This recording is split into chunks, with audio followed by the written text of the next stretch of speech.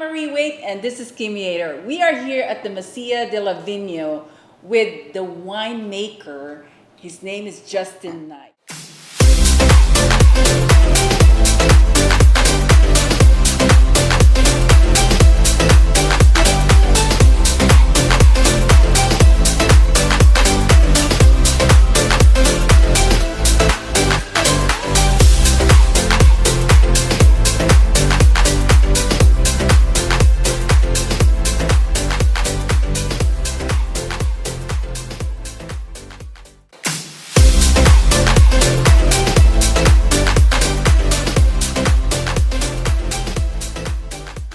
Justin, welcome. Yes, thank you for joining me here at Mesilla de la Vina. Glad to have you. We are so excited to pick your brain today. Tell us a little bit about your background. How on earth did you get involved in the wine industry?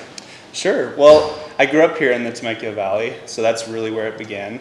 My mom introduced me to a few wineries in town, and that was essentially my first step in the door.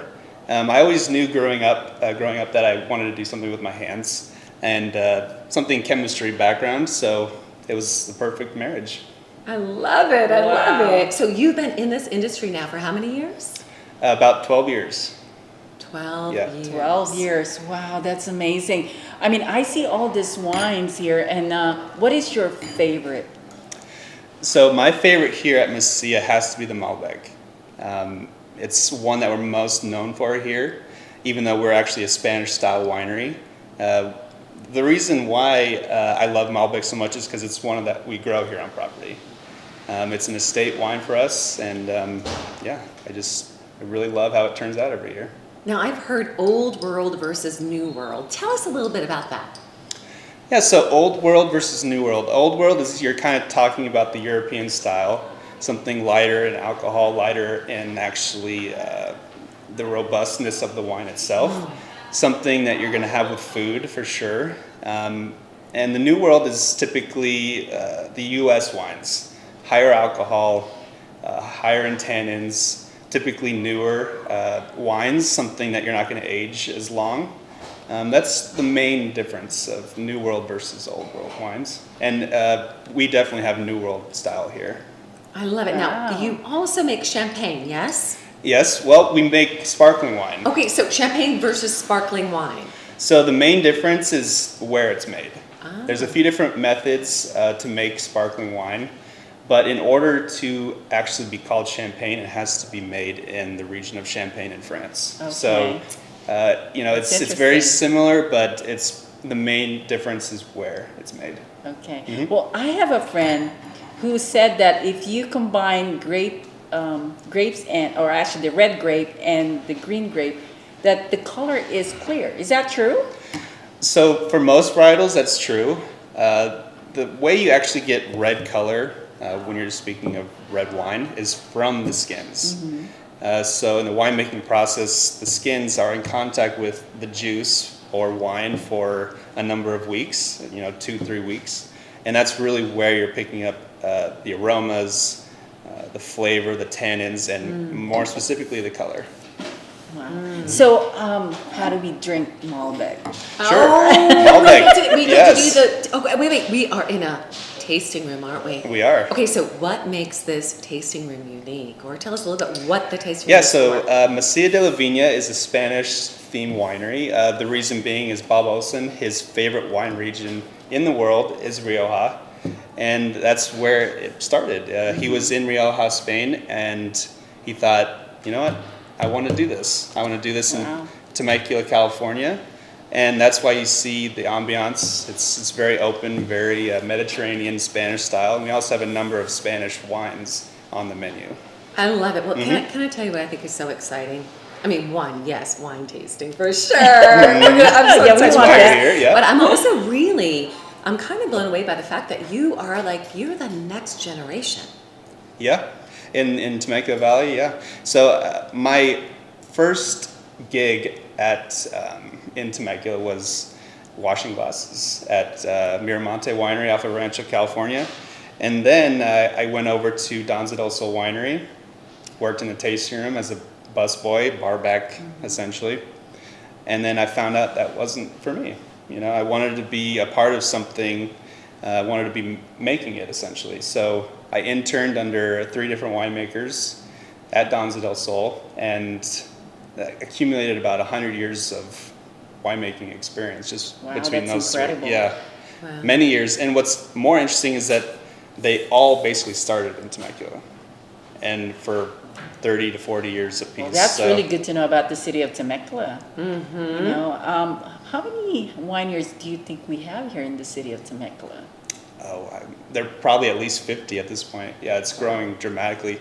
When I moved here, I mean, it's at least doubled in size. I love it. And okay, so let's get this party started. Yeah, Because absolutely, yeah. here's the deal: the fact that you are the next generation and you have a whole new vision of what you're bringing to the world when it comes to wine. So let's do Yeah, it. of course.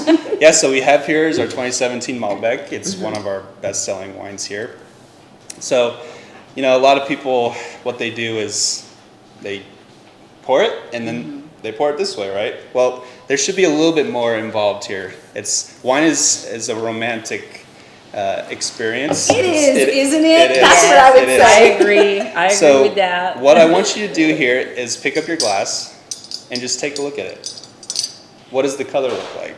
Okay, obviously we're drinking It's a like red wine here. Like almost like a cherry color. Yes, so the brighter, the more vibrant the color typically means that it's a newer wine. When the wine is a little bit more aged, you're gonna have more of a bricky tone, more of an orangey, a little bit brown, depending on how old it actually is. And that's what you're gonna find here at Mesilla is that a lot of our wines are new. It's more of the New World style. So first, take a look at that color. Okay. Very cherry, right? Beautiful. This is your Malbec. Malbec, yes. Malbec. So then what you're gonna do is you're gonna give it a little swirl. Well, this is kind of fun. So what you're doing here is you're imparting a little bit of oxygen into the wine Okay. itself. So it's breathing. It's breathing. Ah. Yeah, so you're decanting in your own glass essentially at this point. You're just imparting more oxygen, which will thus change the flavor and the aromas of the wine itself. Really bring out what it should be. Okay. So once you do that, go ahead and just give it a little sniff. Visualize what you're smelling there. Thinking of hot air balloons over the vineyard. Yes. Oh, wow. It's so good. So lots of dark cherries, a little bit of oak influence, maybe a little coffee, little I love it. Yeah. I got that. yeah. So once you do that, go ahead and just give it a little sip.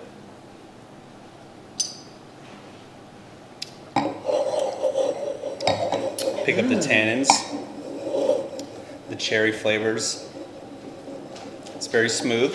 Tell me about the tannins. When you say pick up the tannins, tell me a little bit more So about the that. tannins are something that when you taste a wine, there's a few different kinds. I mean, there's actually thousands of different types of tannins, but specific to this wine, it's something that kind of dries your mouth out a little bit, maybe gives you a little bit of a salivation sensation, chalkiness almost.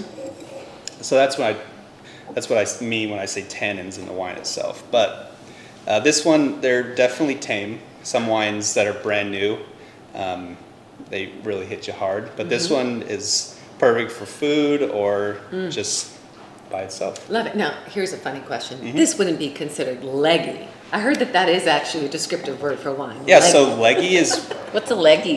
What's a leggy? it's more about the actual alcohol content. Ah, really? So when you do the swirl, right, and Yes. you see the legs of the wine, which is the little lines that form, it's more of the viscosity of the wine itself, and that's what forms that. But it's typically just the alcohol that you're seeing there. Got it. Yeah. Absolutely. All right, and so as we take this next taste, it's going to taste a little bit different It'll because taste- it's been yeah. breathing a little longer. Absolutely. All right. Yeah, so go ahead and taste it again, and then, the next step is just to savor and enjoy. Okay. Well, Yeah, absolutely. I think this is amazing. Thank you so much I for. think we get a toast to this. Oh yes, let's do that. Yes, You're- cheers. Yeah, Excellent. cheers. Excellent. Anyway, thank you so much, Justin. This is incredible. And my name is Marie Wade and Cumator. We'll see you next time. Bye. Thank you, Justin.